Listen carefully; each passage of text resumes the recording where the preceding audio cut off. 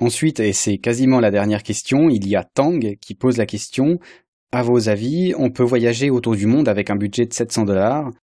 Si oui, combien il faut de temps? Merci. Alors, question assez difficile à répondre, parce que la question elle est un peu imprécise, notamment est-ce que 700 $ c'est pour la totalité ou par mois? Moi j'ai pris par mois, hein, parce que 700 $ pour la totalité, je crois que c'est inutile de dire que c'est pas possible, ou alors qu'il faut être vraiment quelqu'un de très spécial. Déjà, combien de temps pour voyager autour du monde? Une des solutions les plus rapides, c'est d'aller dans la Station spatiale internationale.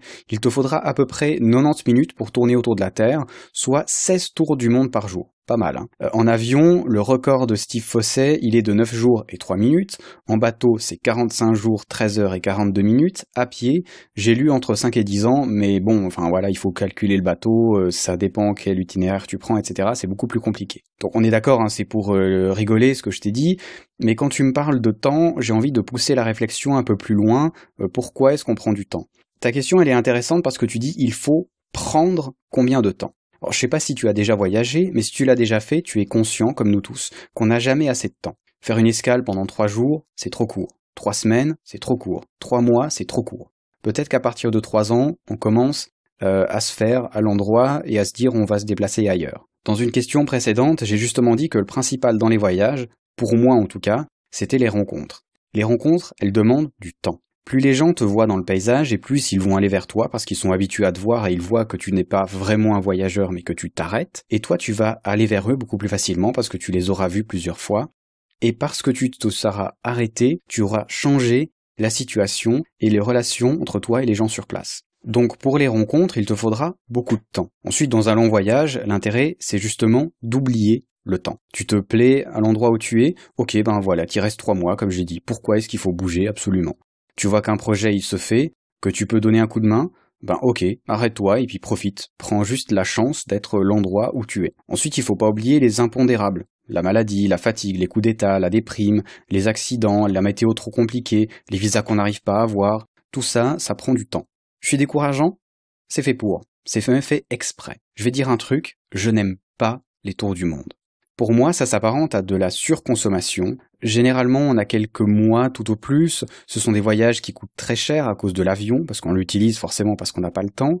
Le fait qu'on n'a pas le temps nous fait dépenser plus d'argent, des dépenses souvent inutiles. Si ton truc c'est d'aller faire 10 endroits dans le monde, pourquoi pas, mais je pense qu'on idéalise trop ces voyages, et surtout qu'on peut faire différemment. Alors attention, si ton but c'est juste de prendre des photos, de voir des paysages et des choses comme ça, pourquoi pas? C'est vrai que c'est un moyen hyper rapide de t'en envoyer plein les rétines. Moi, je pense qu'il faut aller plus loin que ça. Au lieu de prendre le monde, prends un continent. C'est déjà plus petit, mais c'est déjà très très très grand. Et puis surtout, le fait de choisir un continent plutôt que le monde, ça va te permettre de prendre du temps et d'arrêter de raisonner de pays à pays, mais de réfléchir de territoire en territoire beaucoup plus grand. Parce que tu vas voir qu'un pays, une tribu, une religion, tout ça ne s'arrête pas forcément à une frontière, que c'est beaucoup plus grand que ça. Par exemple, en tour du monde, tu vas passer par l'Asie, tu vas faire peut-être un stop à Bangkok, un autre à Tokyo, tu vas peut-être faire une escale à Pékin, cool. Mais est-ce que t'as vu l'Asie? Non. À ta place, je prendrais 6 mois ou une année, et je me baladerais en Asie. Le billet pour la Thaïlande, par exemple, c'est peu cher. Et ensuite, tu utilises les transports en commun, qui sont pas chers non plus. Et au lieu de passer un coup de vent, tu verras, tu vas vivre en Asie. C'est quand même plus fou que de passer en vitesse à un endroit, là tu vas vivre à l'endroit. Et même là, imagine que tu te trouves un petit village sympa au Cambodge, par exemple, ou alors que tu tombes amoureux des plages aux Philippines, ou alors de l'Himalaya, vers l'Inde, ben tu pourras y rester. Plutôt que de passer en vitesse et de te dire cool, l'endroit il est vraiment trop bien, j'aurais tellement voulu rester ici quelques jours, mais mon avion il part dans 1 semaine et j'ai encore 13 trucs à voir. Voilà, plutôt que de dire ça, tu pourras te dire cet endroit il me plaît? Tiens, je crois que je vais y rester 1 semaine.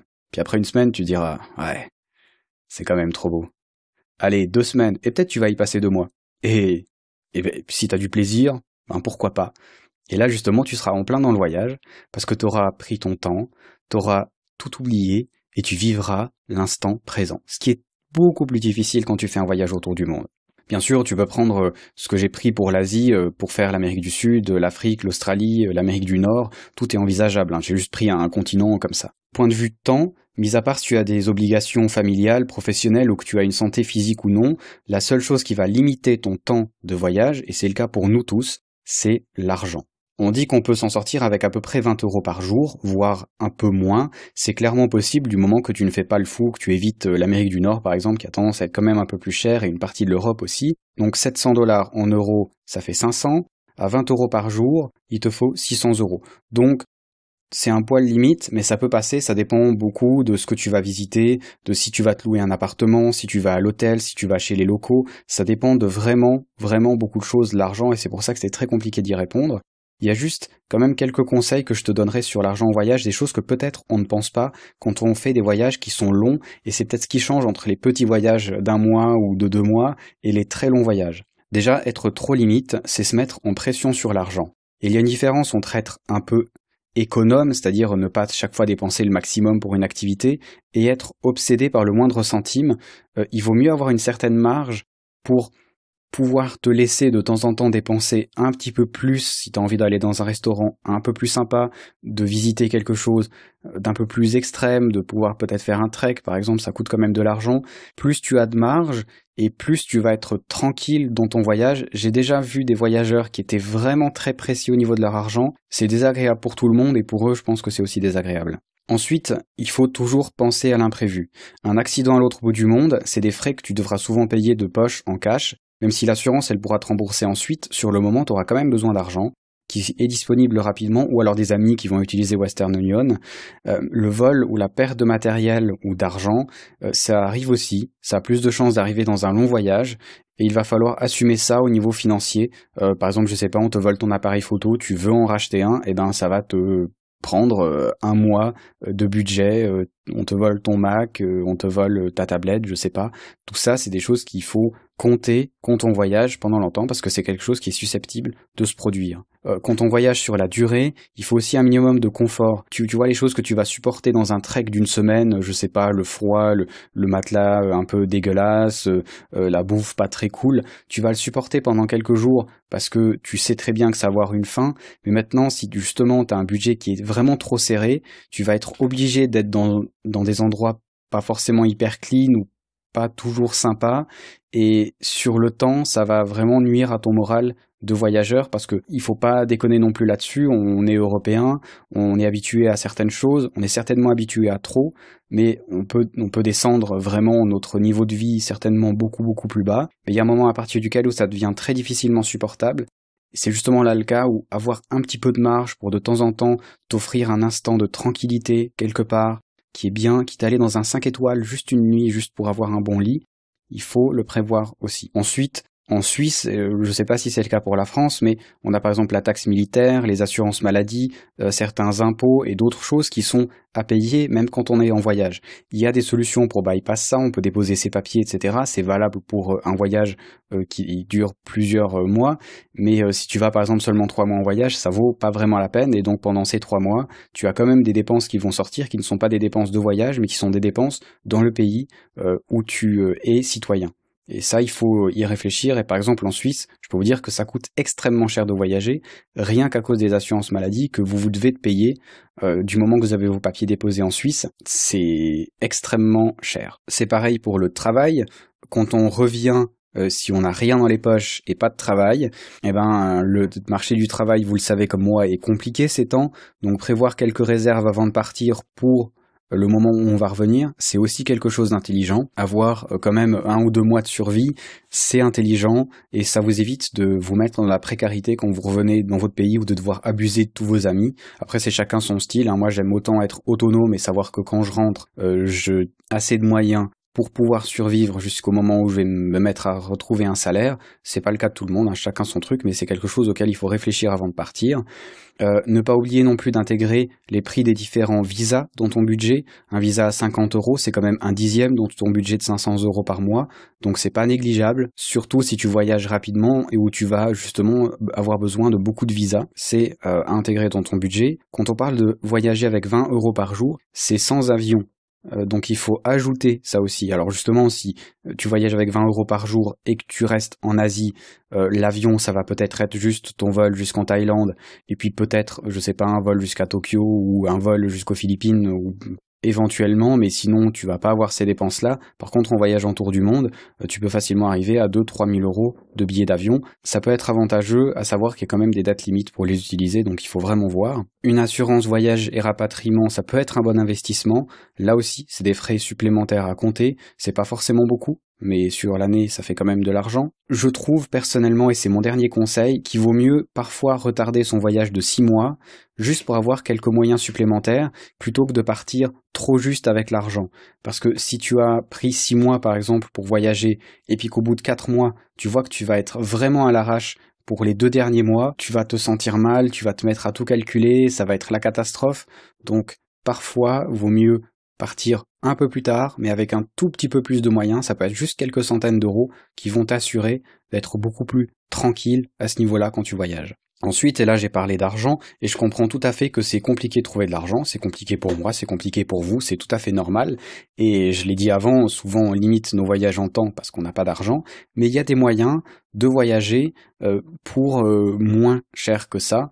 Par exemple, le service volontaire européen qui te permet, du moment que tu es jeune, je crois que c'est en dessous de 30 ans, tu peux aller dans un autre pays d'Europe, travailler, tu es payé pour, et ça te permet aussi de voyager, d'être dans un endroit complètement différent.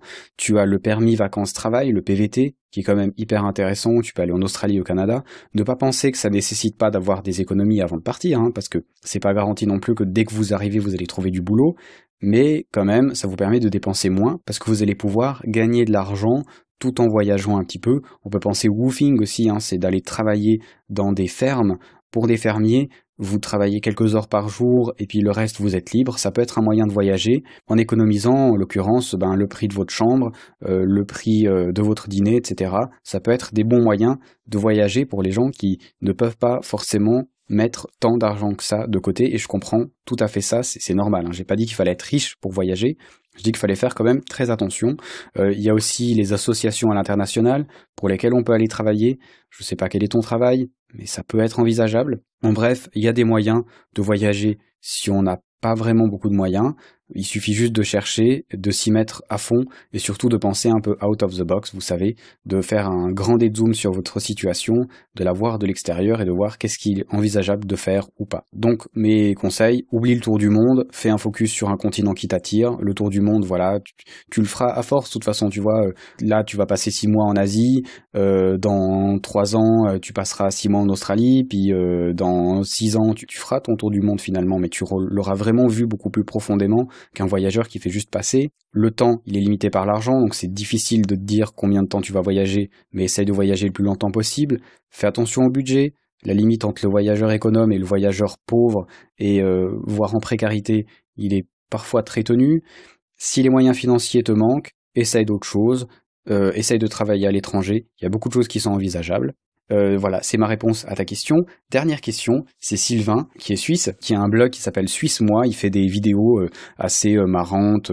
On lui pose des défis. Alors, c'était par exemple au Bénin. Il a fait goûter le Cénovis aux Africains. C'était très drôle.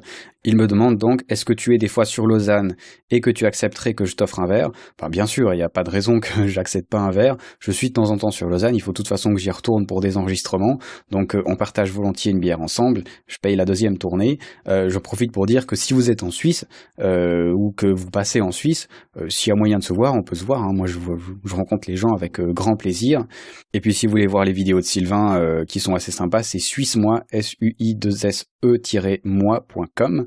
Et voilà, c'était la dernière question que vous avez posée. Merci pour ces questions très intéressantes. Je vous propose qu'on se le refasse à l'occasion si vous avez d'autres questions et qu'on y réponde peut-être plutôt que de répondre moi. Peut-être que j'invite un autre voyageur pour y répondre. Ça pourrait être intéressant d'avoir des petits débats. En tout cas, vous m'avez donné des idées pour d'autres émissions, d'autres petits débats qu'on pourrait faire sur VoyageCast. Merci beaucoup pour ça. Moi, je vais vous laisser. D'ici 2 semaines, vous aurez un épisode, cette fois-ci, qui revient dans l'inning de VoyageCast avec une aventurière qui a été en Antarctique. Vous verrez, c'est un interview assez sympa. En plus, elle est canadienne, donc j'aime tellement avoir cet accent dans les oreilles. Ça aussi, c'est du voyage.